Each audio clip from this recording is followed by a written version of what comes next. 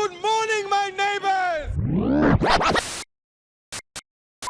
Ladies and gents, it's Tuesday. Putin has gone mad, or madder still. The Daily Express suddenly care whether tax cuts might result in poorer public services, and Joe Biden is challenging his Democratic Party challengers to just try and replace him ahead of the November elections. It's time for an alternative paper review. It's the alternative paper review. But first up to the Telegraph today, who are willing to channel Sir Tony Blair if it's as a means of criticising Sir Keir Starmer. Apparently, Blair is going to give a speech this afternoon where he outlines a lot of the same challenges that we often outline on this channel, i.e. ageing population, long-term sick, how you need immigration or lots of babies to grow up to earn money that is then taxed to be able to afford all of the hospital beds and care homes. Because whether economists are talking to a Conservative administration or the new incoming Labour team, the fundamentals remain the same. The UK government have basically three options. They can have high net migration, so lots of people coming in, earning money, it is taxed, that pays for the ageing population. Or you could socialise childcare, make it easier and cheaper for UK families to have the babies, and you could borrow based on those figures in the meantime to keep things ticking over. Or option three, you could somehow magic some growth to pay for it all. Those are your options: high immigration, socialised childcare, or colossal growth. And in the absence of any of those being achieved or being agreed, you are very much in a bodies pile high sort of situation, a grandemic, if you will.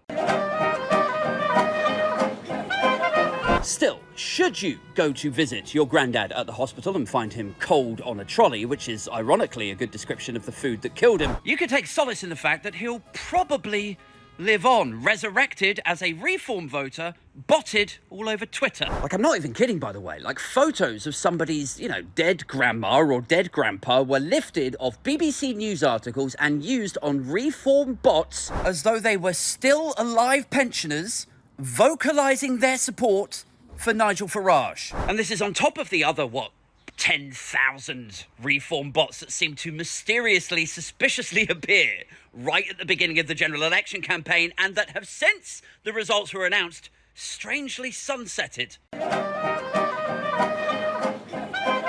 So you had people's dead grandparents, their photos being lifted. You had tens of thousands of bots all over TikTok and Twitter. Then add those two to yesterday's weirdness, where it appeared for a short while that Reform had used an AI, digitally created image of a face and tried to pass that off as an actual electoral candidate in Clapham and Brixton. Indeed, conspiracy theories ran wild overnight as it appeared that this person, Mark Matlock, Reform's candidate for Brixton, not only used an AI digitally created image, but had also spectacularly failed to turn up for the vote count. Now, he says he wasn't there because he had pneumonia. Richard Tice says, how dare you come out with all this conspiracy theory nonsense? This is disgusting. The guy almost died. But we can now confirm at time of recording that the conspiracy theory has been put to bed with the release of this 100% legitimate photo. I'm kidding.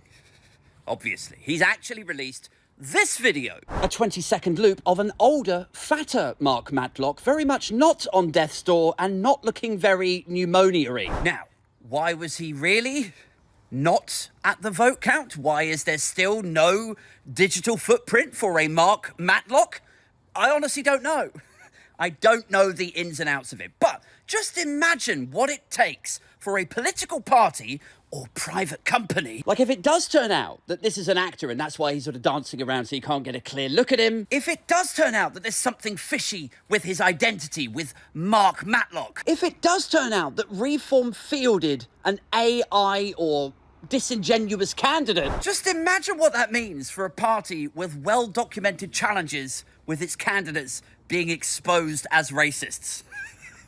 Because it basically means everyone that we find as a candidate is hugely problematic. What can we do about that? Oh yeah, no, absolutely. It goes without saying. We can't go human with our candidates any longer. Everyone that comes up to stand for us ends up saying something like Hitler had some good ideas, or refugees should be used for target practice. Right, well, what should we do? Well, we'll just use, Mid-Journey and ChatGPT. I think if recent history has taught us anything, it's that people love a robot politician.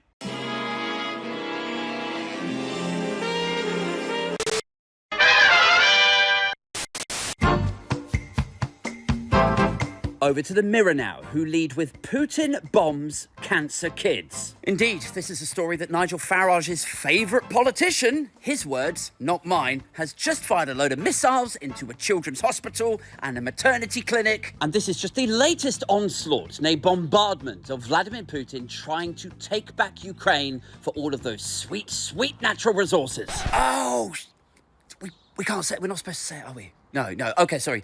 Putin's just gone mad. That's what it all is, yeah. Yes. If you watch Russian news, then it's that Ukraine is now governed by drug-addled Nazis. And if you watch Western news, Putin is just a megalomaniac, Machiavellian Hitler-type character who just wants to take over the world. So whatever you do, guys, don't mention Ukraine's natural resources or the fact that Russia want to use it as a corridor for its own gas products or the offshore drilling potential by Crimea. It really is just all Dr. Robotnik, Bond villain, bollocks. But these are the stories we must tell ourselves, lest the masses figure out how temporary and brittle society and civilization are. Anyway, from one world leader who has gone mad to another one who might actually legitimately have gone a bit mad. It's over to the Times now, where Biden dares critics to run against him for the Democratic Party's nomination. This is a story that Joe Biden and his wife are pushing back on Democrat Party insiders who are, quietly, politely encouraging him to step down. Which is like, you gonna come for the big dog? Huh? Why don't you try it, you fucking pussy? Biden is like, I am running. I don't know how to make this any clearer to all of you. It is me. I'm the nominee. I'm running, guys. Which, we all saw the debate, right? We've all read the reports about how he needs post-it notes and little markers so he doesn't get lost on his way to the podiums. I'm the president. Why don't you try bringing me down? Which is either a, bold and brave stance to take or further evidence of being riddled with senility. Because Biden isn't the first and he won't be the last old, angry, white guy putting up a fight because he doesn't want to be dragged out of his house and stuffed in a care home. But, if ever there were a place to end up in the social care industry, it probably is the United States, where at least they have the growth, if not the taxes, to pay for it.